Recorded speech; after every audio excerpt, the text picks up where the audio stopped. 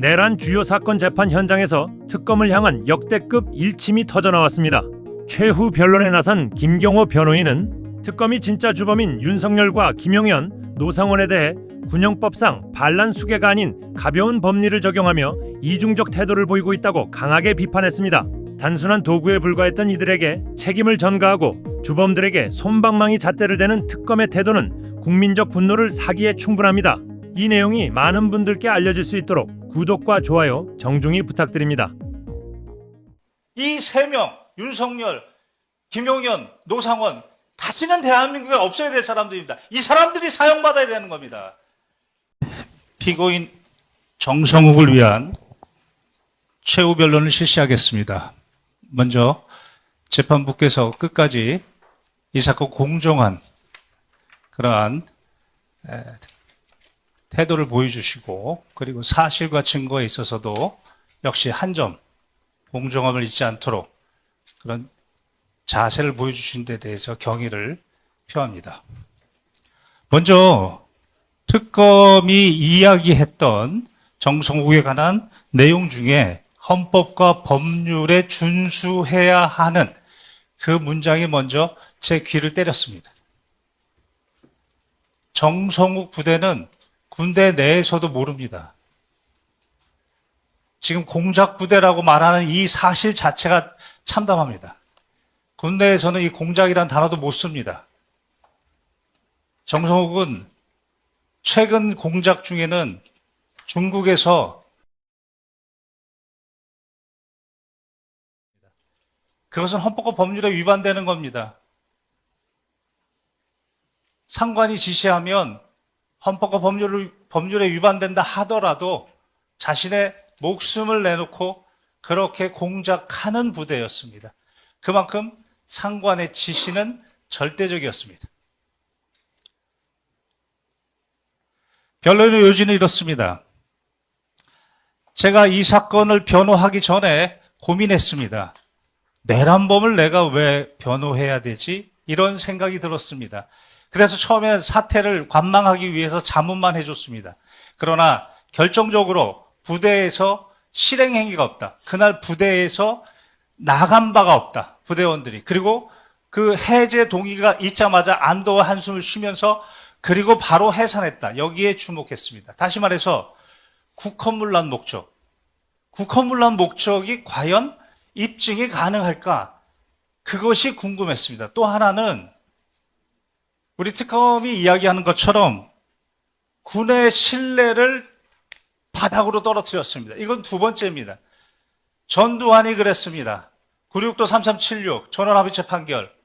전두환은 반란 수괴입니다. 그러나 그때 다수, 소수 나눠가지고 내란 수괴로 했습니다. 왜 그러냐? 당시 최규하 대통령, 국군 통수권자가 승인이 있었다. 이렇게 형식적으로 봤기 때문입니다. 그때 단죄를 제대로 못했습니다. 지금 이 재판도 결국은 윤석열이 저지른 이 모든 재판에 대해서 다시는 이 땅에 이런 일이 발생하지 않도록 해야 된다는 것이 재판의 목적으로 보입니다. 그렇다면 군이 출동했습니다. 장군이 출동했습니다. 대령이 출동했습니다. 병사들이 출동했습니다. 군용법 적용해야 됩니다. 특검은 왜 이중적 태도를 보입니까? 다시 말해서 윤석열과 그리고 김용현과 그리고 노상원에게 그들이 조종하고 통제하고 그들이 기획하고 그리고 그들의 행동 대장은 화이트리스트에 드는 여인영, 곽종군, 이진우, 문상호 등 이들이 바로 행동 대장입니다. 그리고 그 밑에 있는 사람들은 도구입니다. 그 부분에 대해서 도구를 지금 특검은 행동대장으로 보고 있습니다. 공수사실 정성욱과 관련돼서는 대략 이런 것 같습니다. 롯데리아에서 만났다. 그리고 이야기를 했다. 그리고 중앙선관위 관련돼서 그 인원들을 체포한다. 이런 논의를 했다. 뭐 이런 것 같습니다.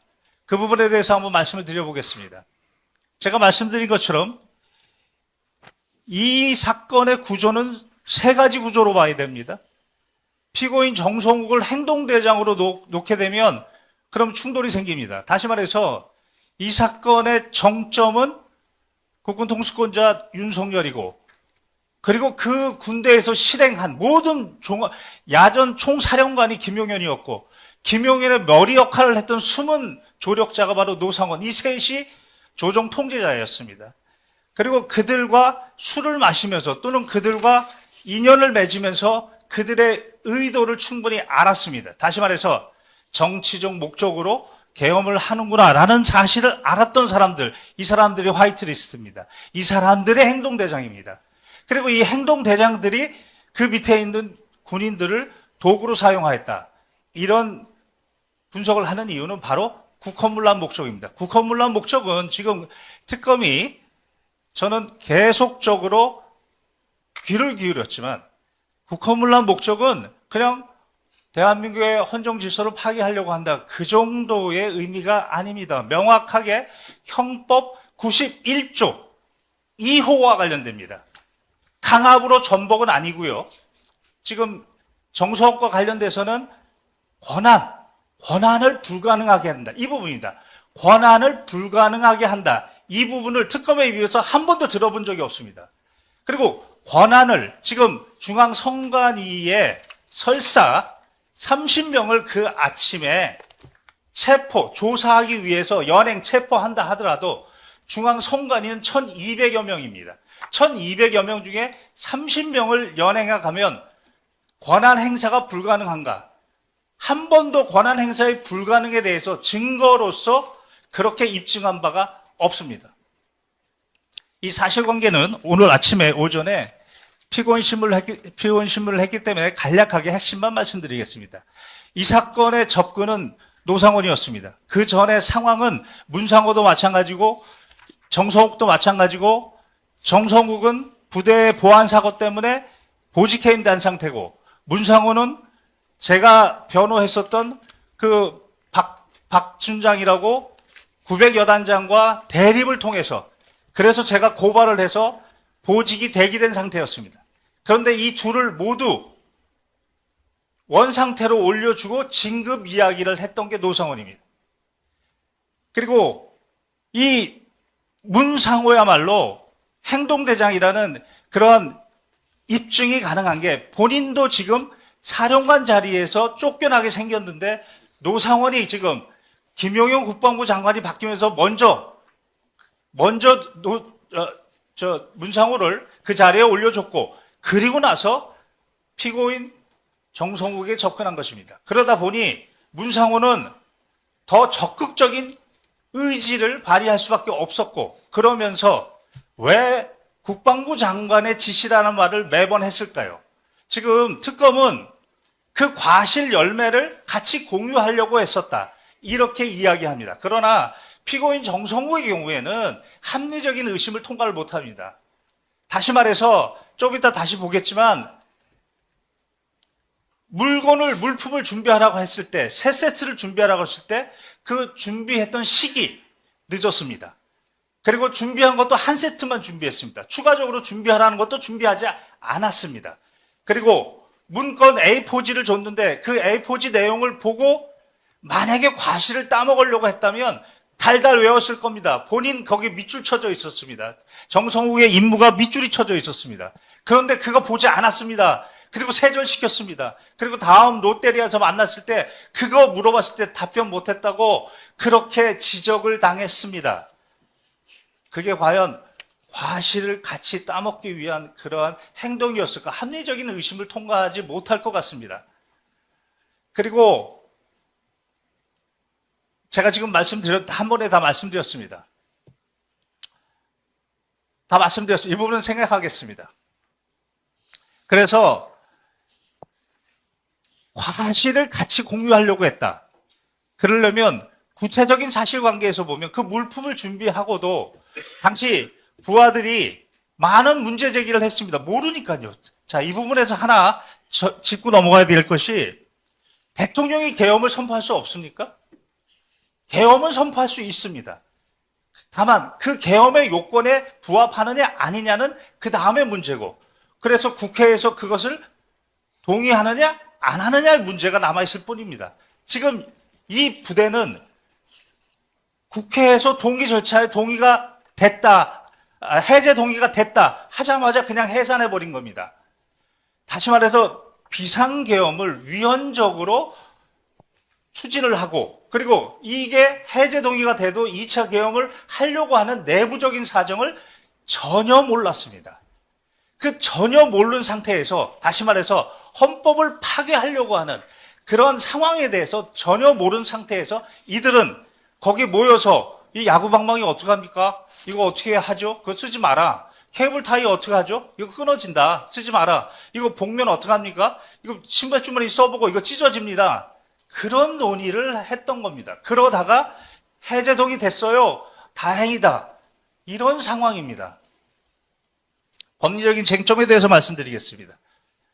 첫 번째는 다른 변호인도 말씀하셨는데 저는 특검이 지금 이 안에는 분명히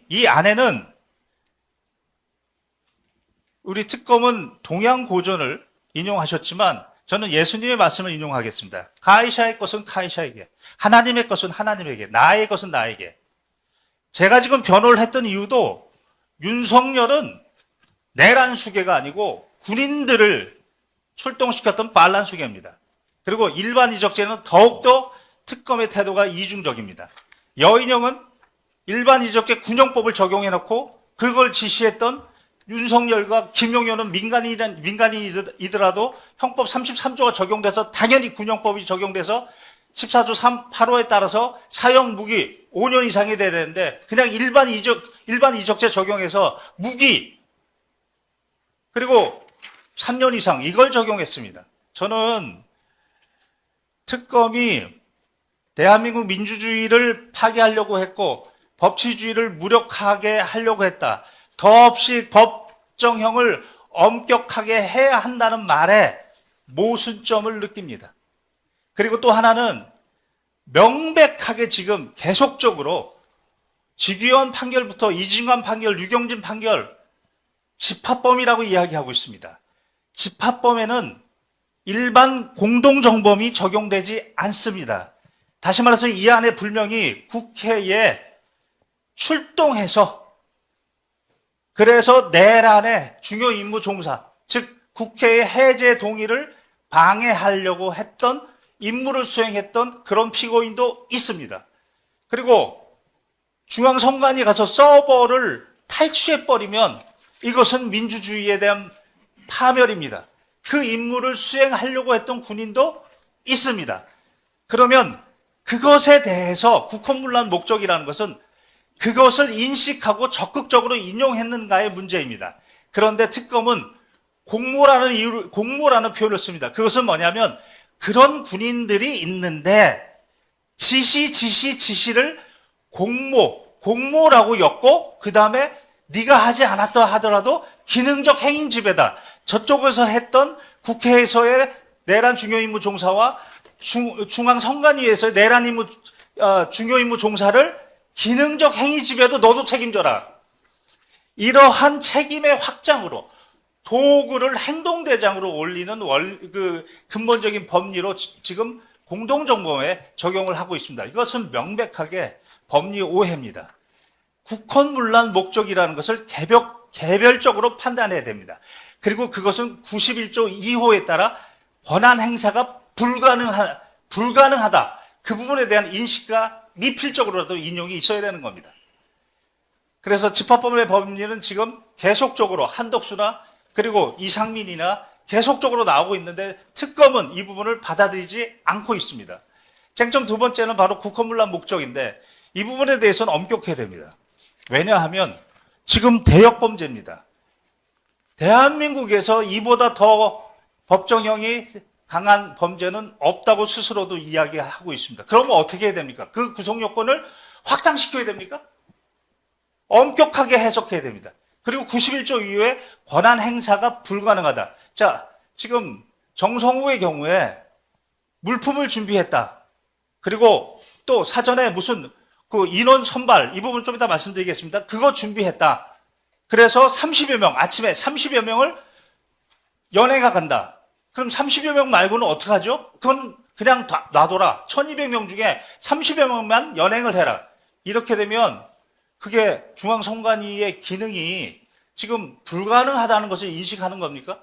그리고 또 하나는 고동희의 지금 이 임무 수행에 대해서는 전혀 그때 당시는 알지 못했습니다. 그래서 이 목적 부존재를 뒷받침하는 6가지. 일단 비무장이었습니다. 그리고 그 물품 구매에 대해서도 시기, 그 다음에 개수, 세트의 개수, 그 다음에 사용 방법에 대해서도 부하들과 논의를 통해 소극적으로, 그리고 30명 외에는 어떻게 하나요? 그 부분은 그냥 출근시켜라 등등 이러한 구체적인 증거를 놓고 국헌문란 목적, 기능을 불가능하게 하려고 했다.